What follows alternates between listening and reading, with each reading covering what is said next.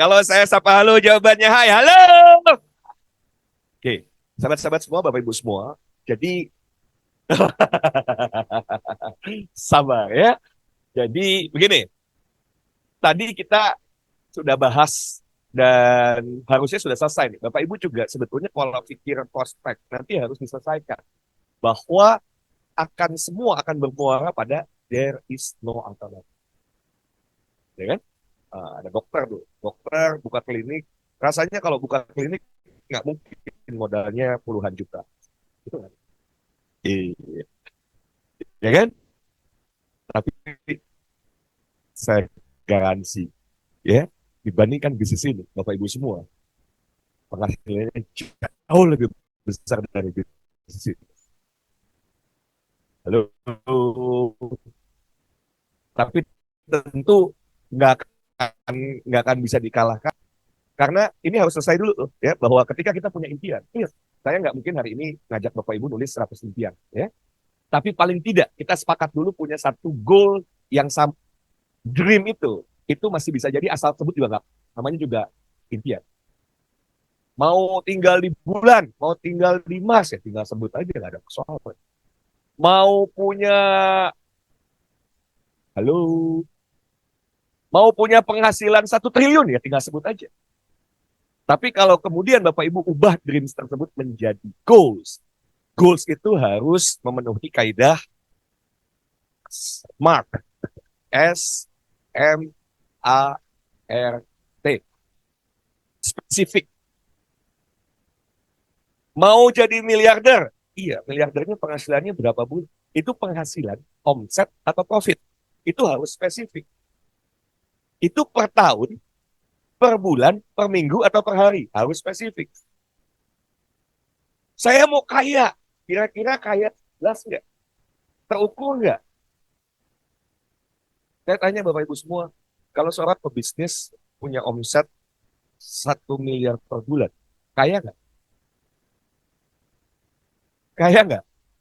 Siapa yang mau punya omset 1 miliar per bulan? Tangan katakan saya.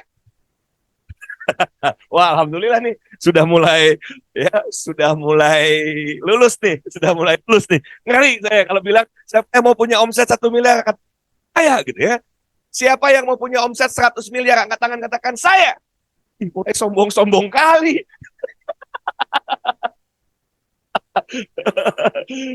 Siapa yang mau punya set di ya set 1 triliun per bulan angkat tangan katakan saya. Tapi biayanya 2 triliun. Loh, makanya mesti sadar bahwa ketika bisnis kita bukan sekedar cari omset. Makanya saya tuh nggak pernah terpesona, tergoda, tertarik gitu ya dengan bisnis plan yang Bu Ati usulkan waktu itu. Miliaran, iya miliaran omset, marginnya berapa? Gross margin 15%, overhead bulanan berapa? Sekian. Ya, tekor. Halo, karena bisa jadi omset besar, biaya besar. Bapak Ibu mau nggak satu saat bisa? Saya pernah punya karyawan banyak, gitu ya. Dan luar biasanya pada saat bisnis kita sedang turun, kan nggak bisa kita bilang ke orang Sunda mah wayahnya. Dan ownernya juga nggak dapat apa-apa. Jadi sekarang mah bisa nggak ke karyawan kita bilang nggak ada gaji gitu ya? Bisa nggak begitu? Nggak bisa. Karyawan yang kita sudah janjikan gaji berarti fixed cost. Biaya tetap harus digaji. Itu yang saya rasakan. Belum lagi pas bertepatan udah gaji ya ditambah THR, jual aset tuh. Saya bukan cuma jual aset, lebih dahsyat lagi. Dulu masih membebaskan pakai kartu kredit. Wah, gesek sini, gesek sana, berapa kartu kredit saya gesek. Ya, ditambah lagi pinjaman tanpa agunan, semua di apply, gampang dapat uang itu. Tapi hutang, hutang harus di siapa yang ingin didoakan di ruangan ini supaya semua hutangnya bisa lunas. Kalau angkat tangan katakan, ah, tawan yang banyak hutang. Aduh, aduh.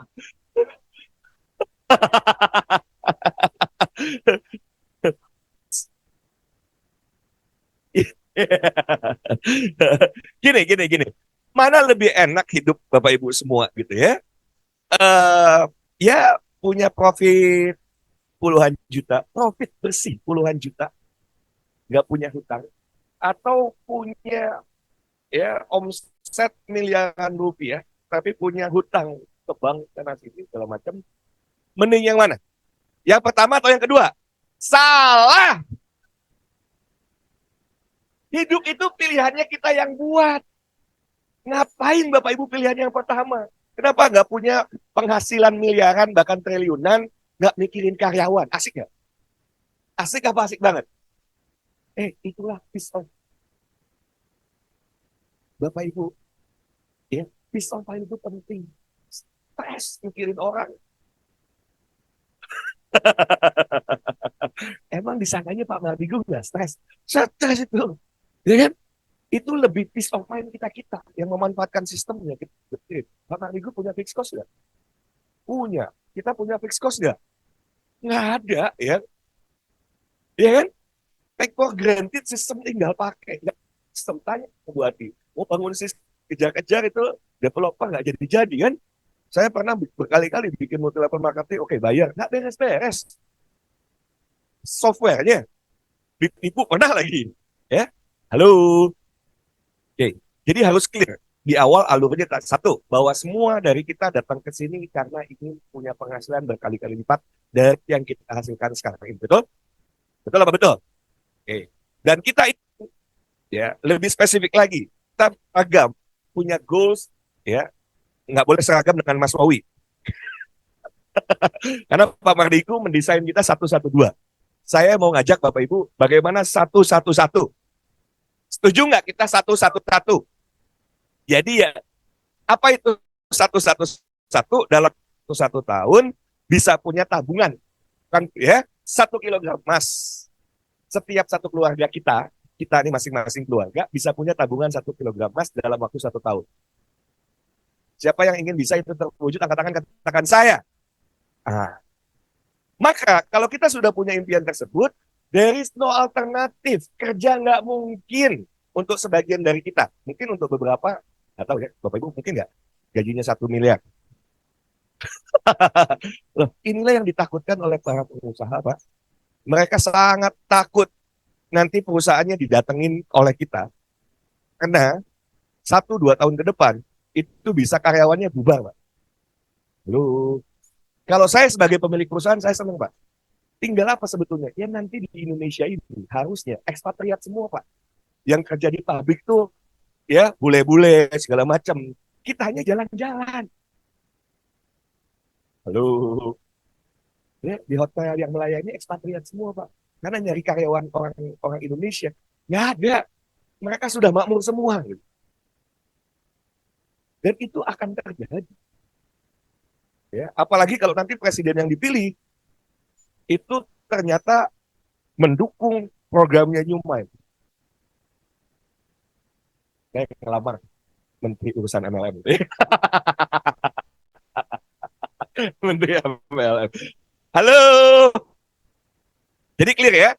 Kita ingin penghasilan. Penghasilannya jelas. Kalau ingin penghasilan bisa nabung 1 kilogram emas, maka penghasilannya kita anggap 20%-nya deh. 20%. Berarti goals penghasilan kita 1 tahun ke depan, goalsnya berapa? Coba hitung. Ya, kalau ngitungnya aja udah nggak bisa, gimana punya impian ya? Saya mau nabung emas. Saya pengen punya tabungan emas 1 kilogram. Ya kan? Dan itu adalah 20% dari penghasilan saya. Ini matematika SMP. Dulu SMP mungkin. Sekarang sudah turun ke SD. Ya kan? Berapa yang harus kita oleh setahun ke depan? Wah, lulus semua. Ya kan?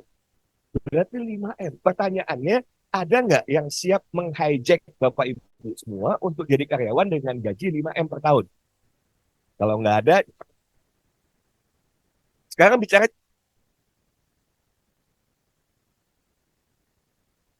properti harga harga satu apartemen kira-kira berapa? Ya, bisa. Kira-kira apartemennya berapa? Semuanya 5 juta. Apartemennya berapa?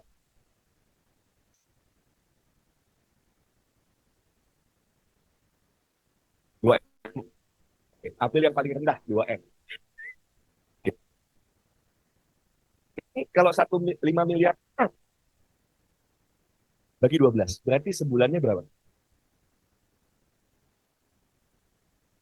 Berapa? Lu pakai kalkulator. Tadi kan 5M.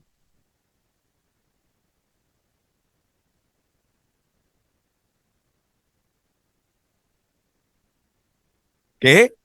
Saat di punya apartemen, penghasilannya 5 juta, maka kalau kita ingin punya penghasilan yang tadi, berarti harus punya berapa unit? Nah, matematikanya harus clear.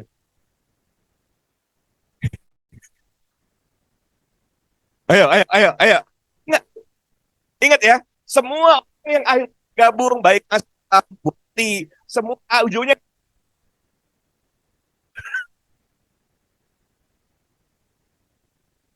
berapa unit? 80 unit. A2M. Berarti punya berapa miliar? 160 miliar. Punya 100 miliar. Berarti sebagai investor coret? Coret. Sisanya sebagai bisnis. Bapak Ibu mau bangun bisnis. Jika rasionya adalah kalau mau punya penghasilan bisnisnya modalnya setupnya minimal 100 juta. Tadi berapa setiap bulan penghasilannya? 400. Berarti kalau mau punya 400 juta penghasilannya, setup bisnisnya berapa miliar?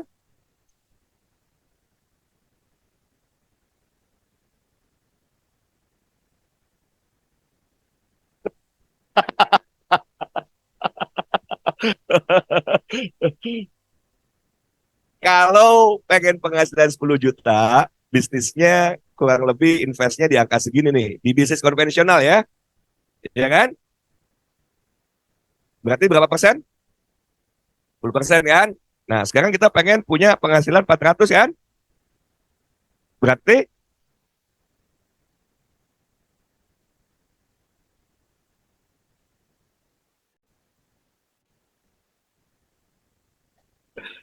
betul?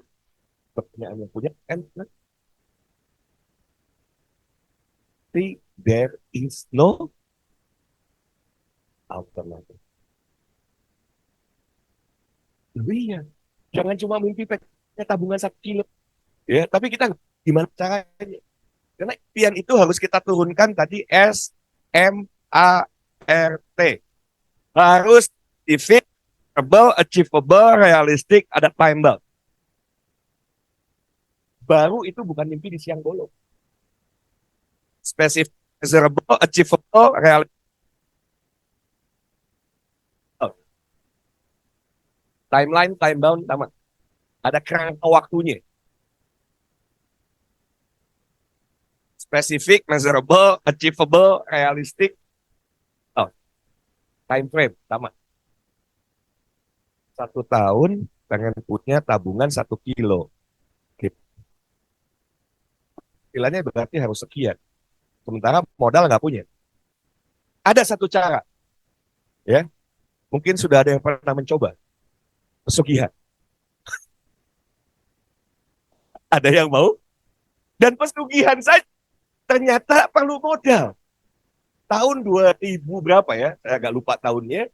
Itu pas saya punya hutang sangat banyak, tiba-tiba di satu koran ternama di Kota Bandung, itu gede banget iklannya. Mau lunas hutang, bintang iklannya wanita berkerudung.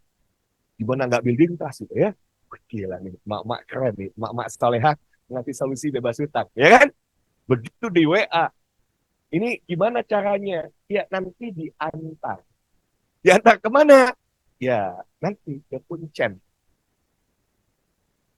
Bayar maharnya tahun itu 15 juta.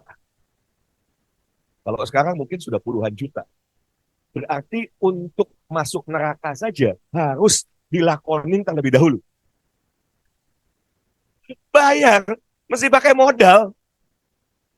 Halo? Oke.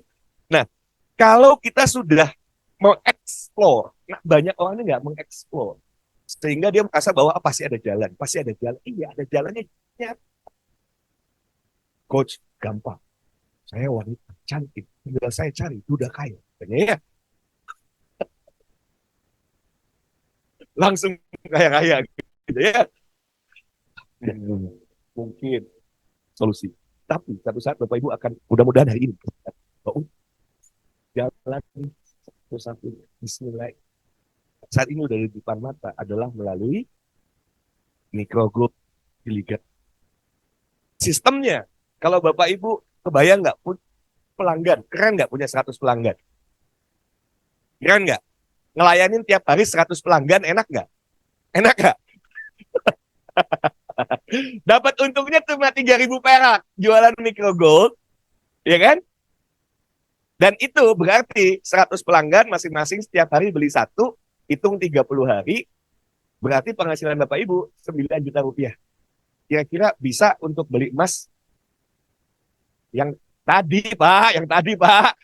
1 kilo, Pak, tabungannya, Pak. Tuh, bisa nggak? Oke, naikin deh, 10 kali lipat. 10 kali lipat. Pelanggan 1.000. Bapak Ibu sanggup sering ngelayanin 1.000 pelanggan. Siapa yang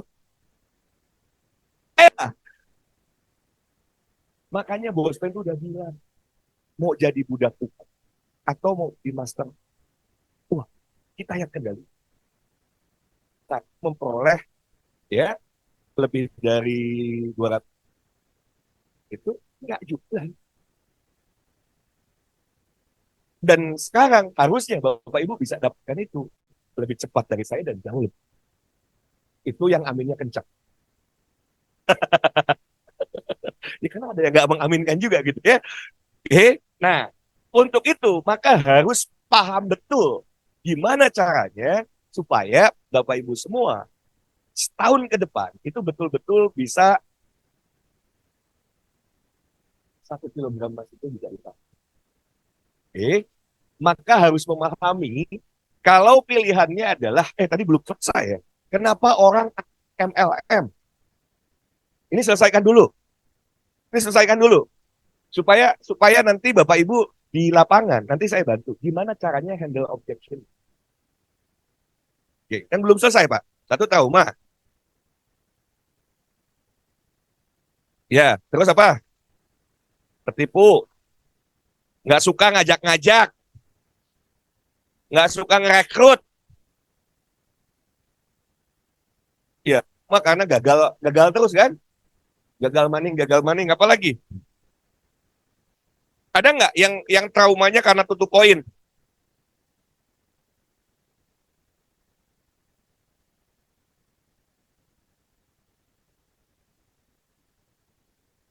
Apa tuh? Oh, haram. Oke, pertanyaan haram. Ya, kalau apa katanya kalau percaya sama elit, nggak usah ada debat, percuma. Wah nggak percaya. Berarti kalau apapun yang menjadi ketetapan MUI kan nggak akan dipercaya. Setuju? Kita tidak akan debat. Percaya, ada nggak yang nggak percaya MUI? Iya kan? Karena MUI mengeluarkan satu edaran di ya, penjualan berjenjang syariah itu ada, boleh, asal memenuhi kriteria yang ada. Maka Bapak Ibu yang masih menjadi sangat krusial penting buat saya harus clear dulu ini halal haramnya, nanti minta ya. Karena untuk sampai nanti ini dikaji oleh MUI dan sampai keluar, menurut saya butuh waktu. Itu nggak gampang karena ya, MUI kajiannya panjang Bapak Ibu semua.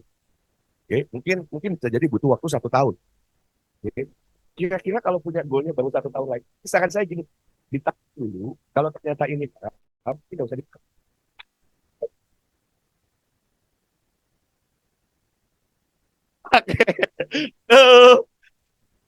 Ya, jadi intinya gini lah. Intinya kalau yang masih ragu dengan halal haramnya, ya kan kan sudah ada nih. Ini udah jelas. Multi level marketing. Filigrana adalah multi level marketing. Clear. Sah. Ya kan? Masalah perizinan salah satunya nanti MU itu butuh waktu. Nah, bisnis kita, maka kita semua yang akan nanti membawa itu. Kemarin itu tidak mudah, Kak. Mikrogol perizinan MLM-nya nggak keluar. Kementerian Perdagangan kesibuk. Sementara Bosman itu pengen bikin MLM.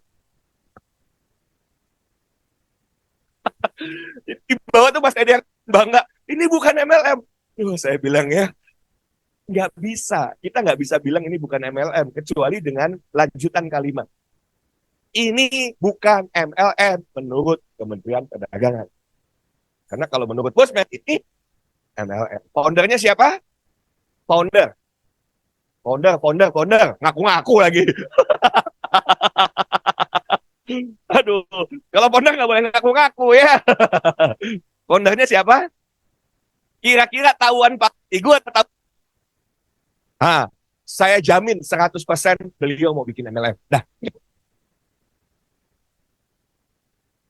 Ya, clear ya? Oke. Jadi ketika ada sedikit saja keraguan, Bapak Ibu selesai. Bapak Ibu nggak mungkin kemudian bisa menjadikan bisnis ini lari kencang sprint. Digoyahkan dengan isu sedikit saja gitu ya. Begitu prospek, oh itu kan haram. Oh haram ya. Jangan haram. Saya makan uang haram nih.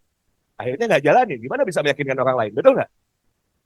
Ya. Oh, siapa Bosman? Oh, Bosman itu pengkritik Jokowi. Oh, saya benci sama Bosman. Gitu. Ayo. Oh gitu ya. Saya baru tahu tuh.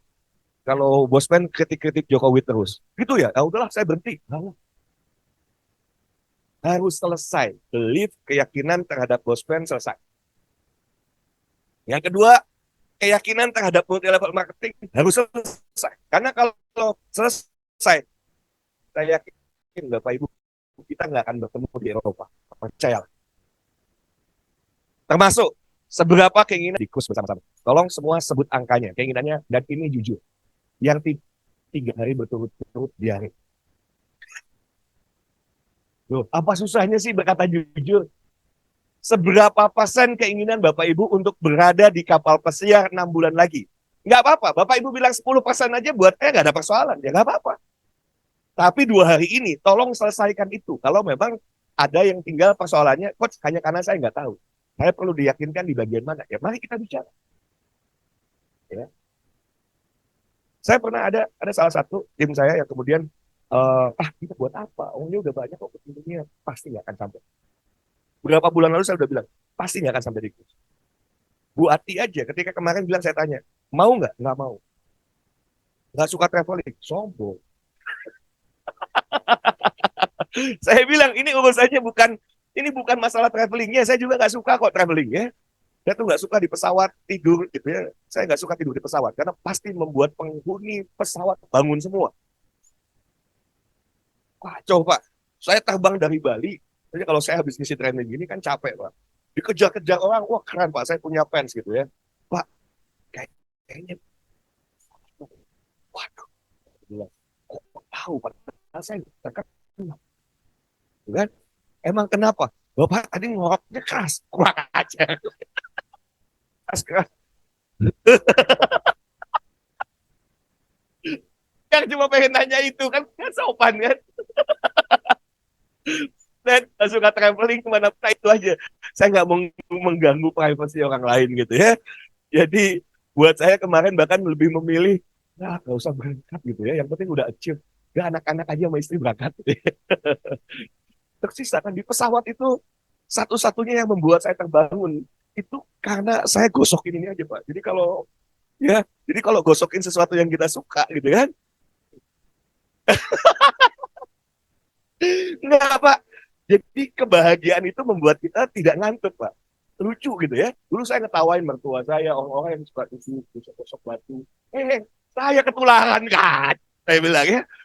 Tapi ada bagusnya. Begitu di pesawat tak bawa gitu ya. Pokoknya saya nggak mau tidur gitu. Batu aja. Kacau. Jadi happiness itu ternyata ya lumayan Pak. Nggak bikin ngantuk gitu kan. Uh, ini ngetawa itu nanti yang belum bilang saya nggak suka pakai cincin. Sebentar lagi ada cincin untuk laki-laki. Ya, halo. Lanjut ya. Jadi tolong jujur, saya akan tanya apa apa. Bapak Ibu jujur aja. Kalau nekus itu nggak menarik, itu nggak menarik. Seberapa keinginannya silakan. Berapa persen tuh? Boleh dong. Sekarang ambil satu kertas, tulis berapa persennya. Berapa persen keinginan Bapak Ibu untuk bisa berada di kapal terus 6 bulan yang akan datang. Sabar Pak, sabar Pak, sabar Pak. Bapak jangan pengaruh yang lain Pak. Yang lain mau 10% nggak ada urusan Pak. Udah aja Bapak, yang penting masing-masing pegang dulu. Udah, nanti tolong diangkat gitu ya. Jadi yang cuma aja Pak. Udah, udah. Mak amat sih. Mau berkaju sekali ya. Bentar, saya lihat aja, nggak apa-apa. Yang lain nggak perlu tahu. Saya perlu tahu. Oke, hati-hati. Oke, sip. Oke, oke, sip.